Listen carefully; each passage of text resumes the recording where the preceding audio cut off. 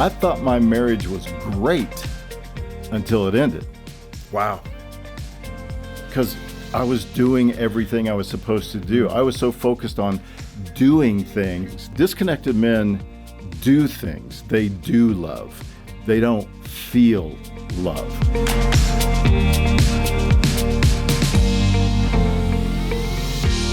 Jim, welcome to Focus on the Family. Well, thanks for having me. You're saying that men tend to be disconnected. What's the definition of disconnected? It's not all men. I mean, there are some very, very emotionally connected men, and it's kind of 50-50. Women who live with a guy that is really emotionally and relationally unavailable, I would say. And it's more of an extreme guy, a guy that you just can't get to know him. He's closed off. He's not available to share his emotions or to let you inside, primarily because he doesn't get there himself. He's got this wall up, and I describe a wall in the book that, you know, he's got this wall he doesn't even have the combination to. He locked it down a long time ago, and all of his emotions are behind that wall. And he can get to the happy, fun ones in front of that wall, but the ones that are caused by pain or hurt or something in the past, he doesn't get to, and nobody else gets to him. Well, let me ask you about that. I mean, it's one of the attributes of men. I've been thinking about this. Dr. Dobson used to say this, 100 years ago, the farmer didn't come into the farmhouse at the end of a long day of plowing and say, "Honey, how was your day?" I mean, maybe they did, maybe some did. Yeah. But it's an indication that it's just not maybe a natural place for us to go. We are compartmentalizing gender.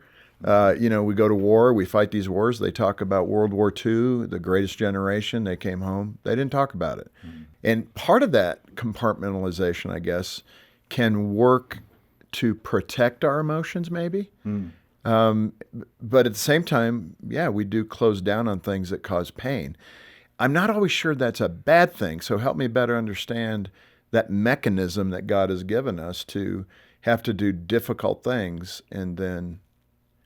Yeah, I think that's real. And you brought up Dr. Dobson. He did point that out. And so many guys have put it one way or another that men can compartmentalize and, women's brains are like spaghetti and everything touches and all that. They're connected. Have you noticed? Yes. It's amazing, though, that created ability, I think, does exist in men. We're able to compartmentalize, but it goes too far sometimes. Okay, so that's what you're describing. Yeah, when it's that's what I'm unhealthy. describing. Yeah, is those men who absolutely don't want to go there, or they're unaware that they're not able to go there. That's more of what I'm writing about. My story was, my wife was really just dying on the vine. She couldn't. I did things to show love. I didn't feel love. That was the big difference for me. So anytime you would ask me if I love my wife, I'd say, absolutely, I love my wife. I do this, I do that. In my head, I'm saying I do this, I do that, right? But if she ever tried to connect with me on an emotional level about something important, kids, her own heart, that sort of thing, it was a blank stare. There was nothing inside me that could connect with that. Yeah, you look puzzled. Yeah, I did. And we had a counselor that put it this way. He said, a woman wants to look in your eyes and see her reflection. Yeah. Oh, wow. That's a good statement. Yeah. And she never saw that. Yeah. Because it wasn't available to me. It was like, and I use the illustration in the book, it's like having a piece of equipment dropped off at your door. And no instructions, nothing. It's Perfect. just this nice piece of equipment. Instructions. Okay, yeah. And you're supposed to use it without any way of knowing what it's for, what it's supposed to do, that sort of thing. You've got the piece of equipment. You own the piece of equipment. You don't know what to do with it. And that's sort of how I felt after looking back on how I was. So we have a mutual friend, Matt, who you call Matt in the book. Yes. So you're not masking him at all. Yes. But hey, Matt, Yes. hope you're doing well. Yeah, I call him a velvet hammer. Yeah, okay, and that's the point. I was going to ask you, what role did Matt play in saying, hey, Jim, you could see this a little differently. Matt's one of those kind of guys that he's able to compartmentalize, okay, and he's able to get things done, but he also has very, very clear relational connection with Lisa, his wife. Incredible as I walked alongside him for years to watch their relationship. They've been on the broadcast. I learned a lot from Matt, but Matt and I were meeting weekly. I was going through a divorce at the time from my first wife, and we met every week just so I could survive. And she was the one a moment ago you were talking about who struggled with your lack of connection, right? Eventually, it was too much for her. She couldn't live with it. Just that space of that lack of emotional connection. Lack of any feeling of love, or she didn't feel needed, that sort of thing. Lots of things came out in the end. But anyway, we met for coffee, and Matt sat right across the coffee table from me, and I was normal, jovial, happy guy. Good space, comfortable space. Yeah. I'm normally pretty happy, and to put it lightly, Matt basically took his granite finger and drove it right into my heart. And he said, "What were some of the things he said that really made that impact?" He said, "Jim, you know what? You don't love me. You don't care about me." Wow. Yeah. Okay. I mean, we'd been friends for 3 or 4 years by this time. And he said, "You don't care about me. As a matter of fact, you could walk out that coffee shop door and never contact me again, and never probably think of me again, and not miss me, and go on with your life." And this was one of the guys I considered one of my best friends. Wow. Okay. And he's sitting across the table from me telling me, you've got a problem. Let me flesh this out a little bit, because for the guys listening particularly who might fall in this space, I'll just throw myself in there for some odd reason, but help me understand that disconnection. I mean, what was he noticing in you? That's a bold thing for a friend to say. It is. It was. So what was he observing about your actions, your attitude, your words?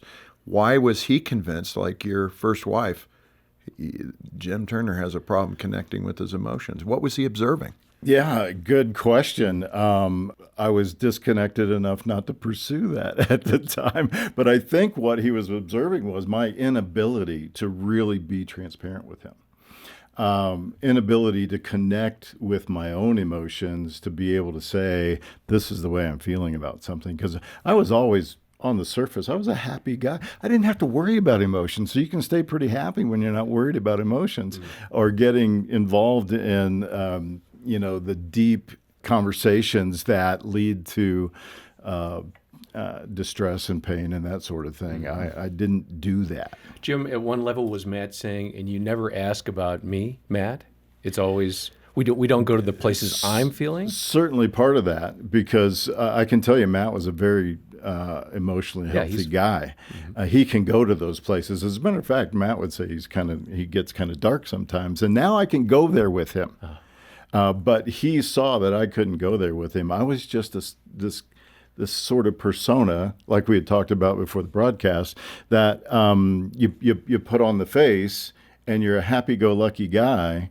But I did it because I couldn't get to the emotions that other people understand as real. I couldn't weep with you. I couldn't be the kind of guy that could come alongside you and really share in a great triumph or a really low time. Yeah, let me ask you, in that context then, were there things that happened to you? I mean, listen, vulnerability pays off here. So yes. For me, being an orphan kid, my brother's story, my story probably. Yeah. It was, you had to cope. I mean, there's protect. no options. Yeah. Mom died at 9, dad's gone. I'm back with him for a year. Then he dies when I was 11. I'm living with my brother.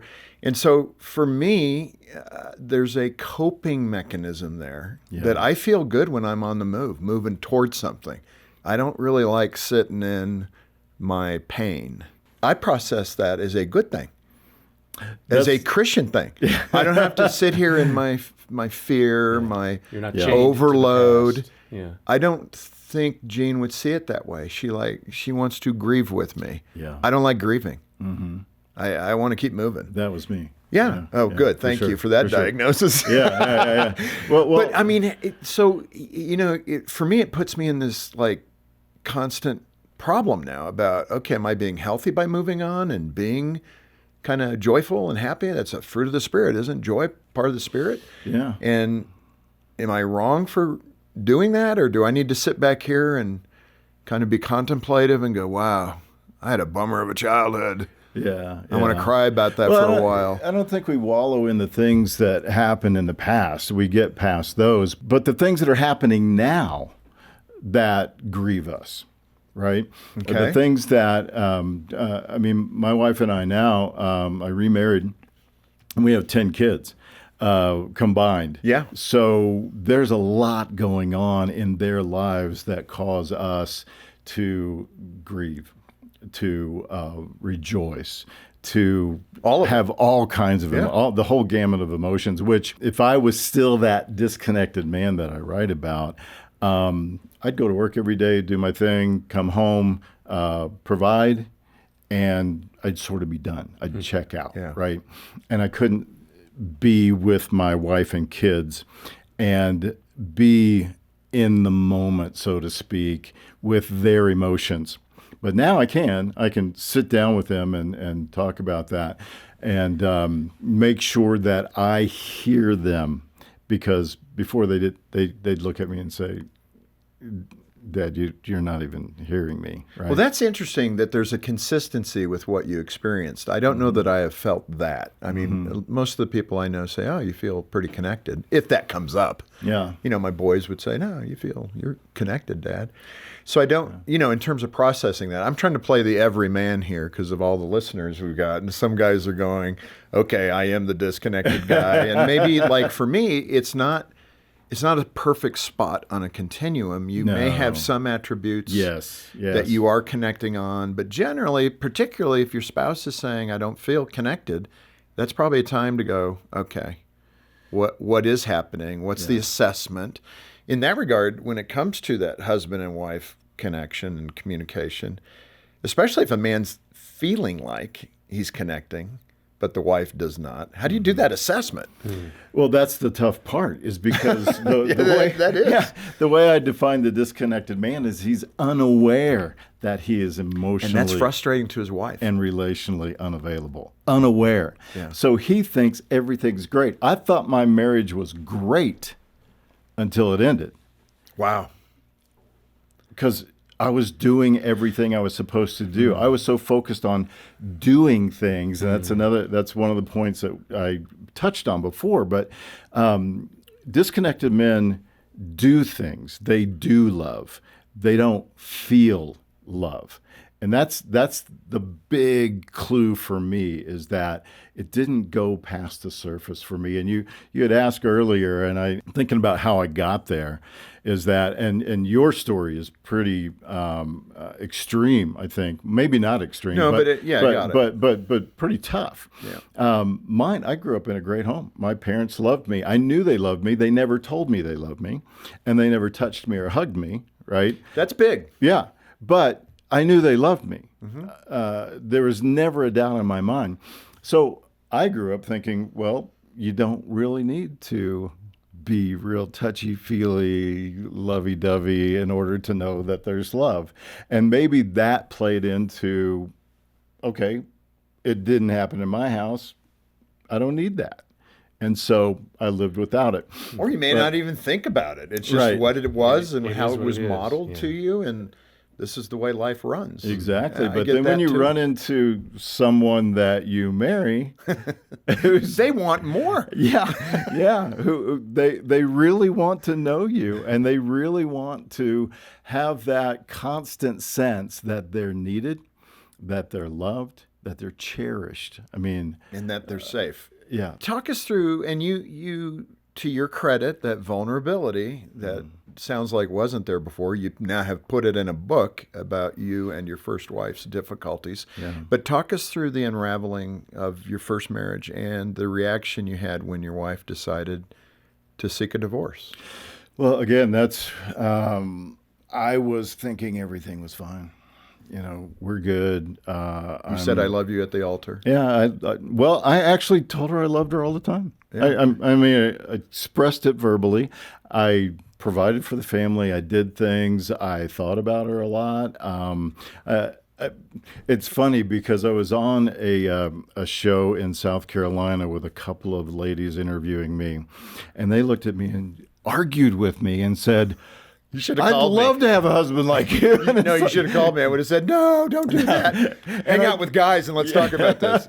And I kept trying to make the point. Well, no, because my wife's heart never felt connected to mine. She never felt cherished by me. She only felt like I was this person going about the perimeters of her life, doing things for her, but never being one with her. Boy, that's big. Yeah. That is really big. Yeah. You also described the way she described what it felt like with physical intimacy. Yeah, she said, I'm just being used. Just Yeah. used. And so when that came out, I was devastated. I couldn't grasp that. And that's one of the things where I say in the book that men have to feel their wives' pain. Yeah. In order to get past disconnectedness to connectedness. That's a big statement. I mean, it is a jaw-dropping moment for you, I'm sure. And unfortunately, it came very late in your marriage to her. Yeah. So Well, it came obviously at the you end. didn't have the time to. At the very end.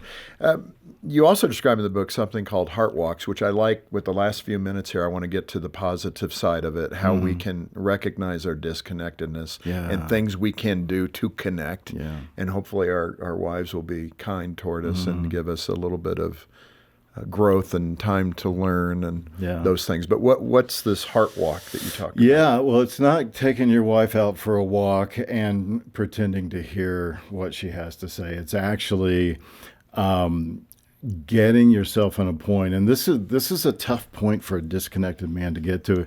It's almost after the point where the Holy Spirit has taken him by the shoulders and said, "This is you." Okay, and most men don't get here until the Holy Spirit comes down and puts the finger on it and says, "This is you." And if the Holy Spirit's not doing that for a guy, okay, then it's not his time. Right? But taking your wife's heart on a walk is feeling her pain and feeling her emptiness, feeling her lack of love, feeling unneeded, entering into that sort of pain and letting those swords pierce our hearts. And that's what I mean by taking your wife's heart on a walk, is really getting in there and feeling what she feels. Jim, how does a man go from recognizing or being forced to recognize that he's emotionally disconnected to that kind of a willingness and desire? The master's program. Well, yeah. I mean, what are the steps in between that? Well, number one, you've got to have a circle of relational, emotional, godly men that you meet with on a regular basis. I mean, guys who have great relationships with their wives, you can see it. Their wives are fulfilled, happy in that relationship. That's the first thing. And most guys just isolate. They don't get with guys, or they do sports or whatever they do, right? And they don't talk about these things. You have to intentionally find guys that will have intentional conversations that aren't necessarily that comfortable. But if you find the right guys, and you ask the Lord for these guys, but if you find the right guys, they can go there with you. And they have to teach you. I had to be taught. It didn't just come to me. I'm still learning. There are times, like you said, Jim, that people can look at me and say, "You are the disconnected guy," right? But these guys had to teach me, and I met with 4 different guys every week for about a year. And I gave them complete permission to speak into my life. The other thing I did is I had adult children, and I gave them Yeah, that's good. I gave They know them you best. Yeah, but I gave them permission to speak it, to say anything they needed to me, and my daughters especially, very emotionally connected, very sensitive, very able to tell where I was. And you would say you married again, and you've been married for how long? We've been married 9 years. Yeah, and you're saying, the irony is that the benefit of your valley is now showing itself in your second marriage. Well, I call my wife and I an emulsion. We really are. It is everything I ever dreamed that marriage could be. And there you go. At one time, I have all the regrets of my first failure. But I have this relationship that I can only say is God fulfilling his promise to restore, to rebuild, to rejuvenate, to do all the things God says he will do if we will just humble ourselves and trust him to do them. Yeah. He's faithful. Right. And I've experienced that in our lives right now with 10 kids and all the things chaos. we've got going on. Yeah, all the things we've got going on. We run a business with some of the kids and lots of different things going on. It is still so full and so rich and so amazingly good that I can only say, praise be to God. Yeah, well, that is well said. That should be motivation to get the book, right? Yeah. Man, and I know, I can't tell you the percentage, but it's a high percentage of men that are living in this place. It's something I battle with. I hope I've been vulnerable in that. You can tell me later, guys. Yeah. But I mean, it is. It's part of our predisposition. It's not what we can rely upon because God calls us to be more. I had a great friend, Randy, and he may be listening, Randy, and I so thank you for this. And he really challenged me. He said, you know what? You talk about being that orphan kid. Didn't God take care of that for you? Why do you refer to that? He's healed that in your life. Yeah. Why don't you be what you need to be for your spouse, for Jean? Whew, that was a 2x4. Yeah. And, maybe some days I'm doing better than other days, and then other days I'm not. And that's part of the patience that you talk about for the spouse to hold on. Unfortunately. Jim, this has been awesome. The Disconnected Man, breaking down walls and restoring intimacy with him. That's the goal. And look at the fruit that comes from it, a great intimate relationship with your spouse, family, and friends. Yeah. Well, you've done it. You've come from the pit and to the mountaintop. So well done. And it's a bit awe-inspiring that you could do it. And it gives everybody else hope, every other man hope that it can be done. So thanks for that. It's really good to meet you. Thanks for coming. Yeah. Good to be here. Thanks for having me. And we need to get this into your hands, whether you're the spouse, the woman married to that man, or the man that has these issues of being disconnected. Get in touch with us. If you can make a gift of any amount, we'll send it as our way of saying thank you. If you can make that commitment monthly, that's great. That's how Gene and I support Focus. It's how John and Dina support Focus. It doesn't, $20 a month is great. You start looking at the good that's being done. I'm excited about Focus. Even if I wasn't here, I'd be supporting Focus because it just does so much. And I get to see it inside. And I have great confidence in the team here and what they can do for the kingdom with your help. So consider it. Think about joining us. And again, get a copy of this great resource. Yeah, and one of the great things that our donor community does is provide access to caring Christian counselors. And so I know we've touched on some matters that might be really difficult for you. Call us and we'll schedule a time for one of those counselors to give you a call back. And if you're one of those Lone Ranger guys and you don't have anybody, start with a phone call to us. We can help you at least kind of assess the situation and move on. Our number to donate, to request the book, The Disconnected Man, or to set up a counseling time is 800, the letter A and the word family, 800-232-6459. And we've got full detail about all these resources and opportunities to donate in the show notes. Thanks for listening to Focus on the Family with Jim Daly. I'm John Fuller, inviting you back next time as we once again help you and your family thrive in Christ.